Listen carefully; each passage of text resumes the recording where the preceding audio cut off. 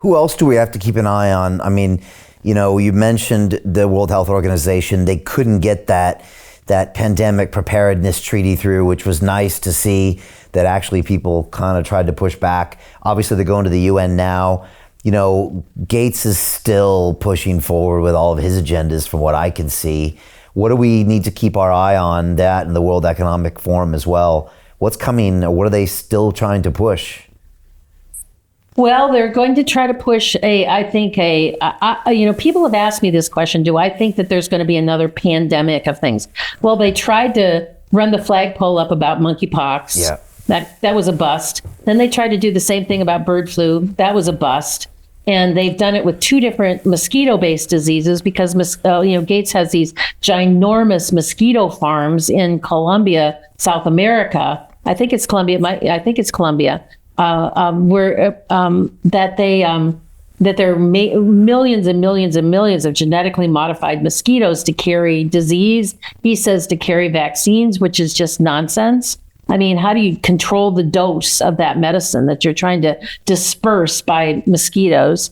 So a lot of people, and I think that a lot of people are kind of like, fool me once, shame on me, fool me twice, that ain't happening. I am not going to fall for this fear-based nonsense again. And so I think the next big thing that they're going to be pushing is going to be economic. And I know that, you kind of in that wheelhouse, and you see that too.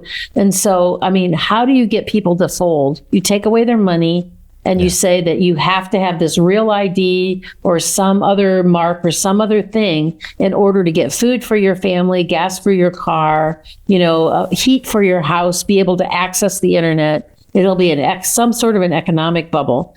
I don't think that they are going to be able to pull off another big thing like they did with COVID-19 across the whole world. That's just my personal opinion. But the next thing that they're really going to be pushing on has to do with this election here in the United States. I mean, I just read, I think it was a tweet that Bobby Kennedy put out this morning saying that they were now they just had fast-tracked the approval of George Soros to buy something like more than 200 radio stations across the country that were going to reach 165 million people before the election, that the FCC had fast-tracked the approval of that purchase. And so there's going to be more censorship. There's going to be, I think they've been pushing for the last 4 years about the vaccine passport. I think I don't know, maybe I can't expand my brain that far to see how they could shut down the whole world for lack of travel, because there's so many industries that depend on travel. I mean, cruise ships, rental cars, the air traffic things. Every airport that I've been in the last 6 months is expanding. They're growing. They're putting in more runways and things like that, which is a counter to this 15-minute city and shutdown on travel. And then you go to Europe, and all these travel companies that are set up to take you to all these places, and then down to the little shops where they sell all the souvenirs and stuff like that, and the hotel industry, Marriott, Hilton, all these things around the world. It just seems like such a big sector of our global world has to do with travel. And I think about the fallout to all those industries if it just stopped. So I can't quite conceptualize how they're going to do that unless people will just get their vaccine passport and get their shots just so that they can keep doing it, just like what they did with COVID-19. But I don't think they're going to be able to pull off another pathogen sort of thing, because they've said, we'll gain of function and these are going to kill more people and all this stuff. People are like, whatever. They're just not paying attention to that. Interesting. You might be right. And I'm surprised that you said that, but you could be right. I think it will come down to the money. Obviously, Trump has come out and been very resistant on the CBDCs. He's been very pro-crypto, which is a very different message than the Democrats or anybody else.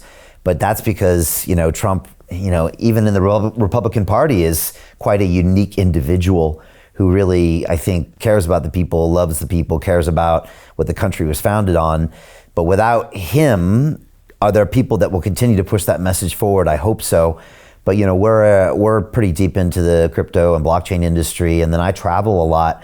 In Singapore and Dubai, like they don't ask permission for your face and recognition. Like it's just taken, and if you want to come in, it's taken. And you combine that with a digital money system. I had a guest on one time. He was a early Bitcoiner, and he said, Brian, freedom of speech is a luxury if you have no money. And it's a great point. If you all of a sudden can't use your internet, you can't buy food, you can't put shelter over your head for the night, the last thing you're thinking about is what you can say. You're trying to live. And so if they ever can choke that money down, and we've heard rumors of the digital yuan combined with their social credit store about literally being able to take all your money away at any moment in time based on anything that you do with that money, that's a very dangerous way to control people in the future. Hey, I know investing in crypto is scary. It takes a real leap of faith because there are so many scams, rug pulls, and bad actors out there. It's a dangerous business, which is why 95% of people lose all their money. Well, that's why I created the London Real Investment Club, so you can access the hottest deals on the planet and use the crypto bull market to create the generational wealth that you deserve. Join my team of over 100 people from around the world that are making millions of dollars behind the scenes investing in blockchain, AI, Web3 games, DeFi, Bitcoin, and more. Don't miss out. Click the link below to book a call with one of my team now. But hurry, this bull market will end soon. I know investing in crypto can be scary. That's why you gotta join the investment club. Pull the trigger. Let's do this.